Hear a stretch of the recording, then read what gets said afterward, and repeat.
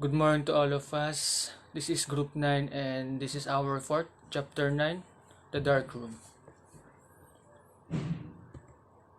Objectives. Definition of term.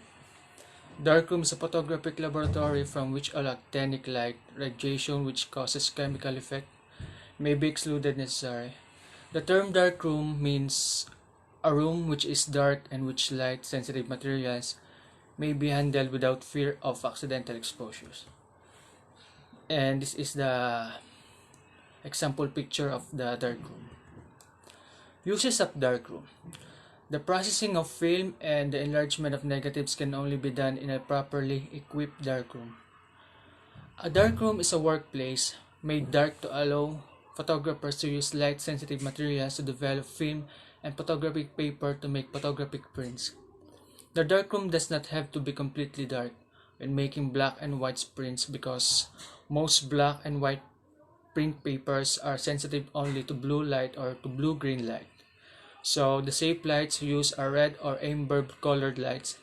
It enables the photographer to work with the safe lights so he or she can see what he or she is doing without exposing the paper. A low intensity orange or yellow light can also be used. It means if you are going to the workplace in dark room, you should to use a light sensitive material to develop film and photographic papers to make photographic prints. And sinasabi rin dito, ang paggawa raw ng black and white prints papers ay hindi kailangan masyadong madilim. Dahil most black and white print papers ay sensitive lamang sa blue light or to blue-green lights. Kaya ang mainam na gamitin lang or safe lights is yung red or amber colored lights kasi mas madali sa mga photographer na gumamit ng safe light kasi nakikita nila yung ginagawa nila without exposing the paper. And applicable din gamitin yung orange or yellow light kasi mababa yung intensity niya. At ito naman yung mga safe lights na pwedeng gamitin sa darkroom. Another uses of darkroom is loading film in the camera and unloading film from the camera, development spools or film holders. Whenever a darkroom is not available to the photographer, a changing bag which is small bag sleeve armholes designed to be completely light-proof can be used. My topic for today is basic components of darkroom. 1. The room. Size of darkroom is dependent on the size the police department. In bigger police department, it must have 1 small room for filming developing, 1 room for enlarging and printing, 1 room for finishing process. Sinasabi dito na sa room, size of darkroom ay ang laki ng darkroom ay nakasalalay sa gilid ng kagawaran ng pulisya. 2. Work areas. Bench, top height, bench width, undernet, should be drawers or combination of both. Bench tops should be chemically inert, watertight resistance to abrasions. Sinasabi dito na kung saang lugar na nagtatrabaho, sa ilalim ay dapat na may kombinasyon na nagkakahalaga. 3. Storage. Wall shelves or overhead cupboards above the bench provide convenient storage space. Sinasabi dito na ang mga istante o dingding o mga overhead na aparador sa itaas na mga ay nagbibigay ng maginhawang puwang sa pag-imbak. 4. Plumbing. Adequate and reliable supply of reasonable, pure, clean water should be provided. Processing sinks should be of stainless steel. Sinasabi dito sa palambing na ito ay isang pagsusumikap at maaasahan o makatuwid na dalisay. 5. Electrical outlet and lighting. All electrical circuits should be designed for 30 ampere loads. The lighting should be separate from the equipment circuit in order to prevent safety lights and room lights from being extinguished when equipment overloads interrupt the supply. Sinasabi sa electrical ay yung lahat ng mga dekuryenteng ilaw ay dapat disenyo para sa 30 mga karga ng karga. 6. Ventilation. By using exhaust fans, clean fresh air should be pumped into the darkroom. Sinasabi dito na ang ventilasyon sa pamamagitan ng paggamit ng mga tagahanga ng tambutso malinis na sariwang hangin ay dapat na pump sa darkroom. Salamat. Maganda nga po, ako nga pala si Norlan Sadiwa ng BSCRIM222 at ang topic ko ngayon ay Basic Darkroom Equipment. Flash accessories used to augment lighting condition to subject being photographer.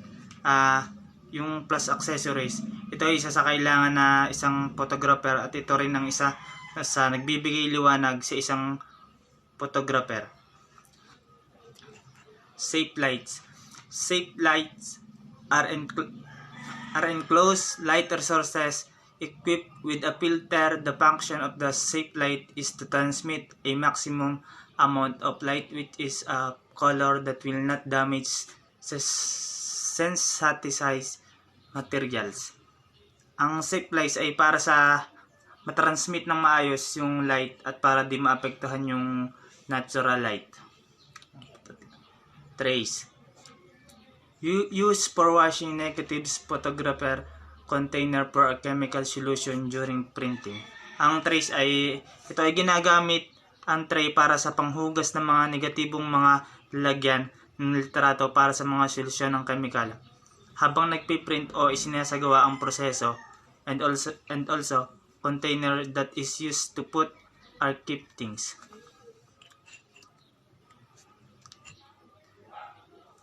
Tanks. Film developing tanks used to hold and developing reels together with the exposed film during developing process.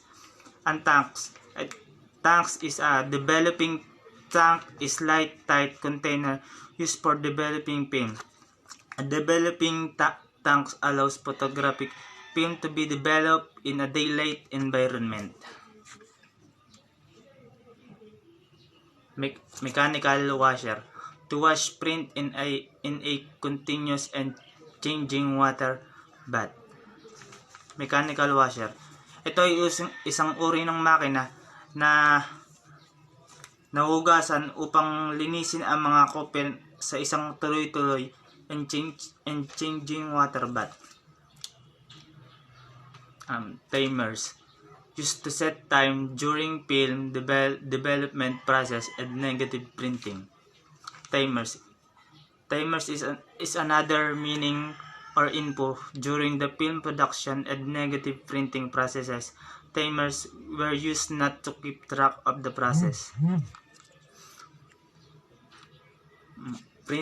Print dryers used to dry process photographer.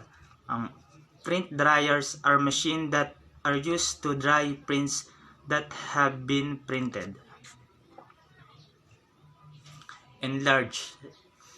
Equipment used to permit image in the negative to the photographic paper. It can print negative from 35 size up to 6-7 size. Equipment with an electronic timer and scale ECL. Enlargers are devices that move the image from a negative to photographic paper. It has the ability to print negatives from 35 to 6x6 as well as an electronic timer and a scale ECL. Tripod. Used to hold the camera firmly to avoid camera shake during operation, especially when using speed lower and than. Ang tripod keeps your camera absolutely still. You won't have to worry about any movement that will cause camera shake. Clothesline clips used to photographs to dry. yung cloth line scripts, ito ay ginagamit ito para mapadaling mapatuyo ang mga picture.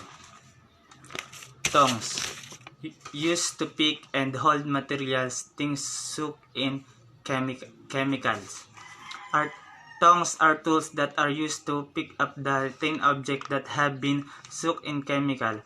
These tongs, ang tongs na ito ay ginagamit rin para maiba o mawala ang fingerprints ng gumawa ng kasalanan. ECL board, used to guide the photographer with regards to position and size of image being printed.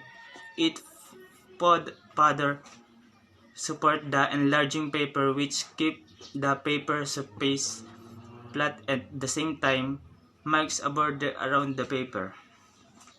ECL board, the photographer use an ECL board to direct him or her in the placement and scale of the picture to be printed.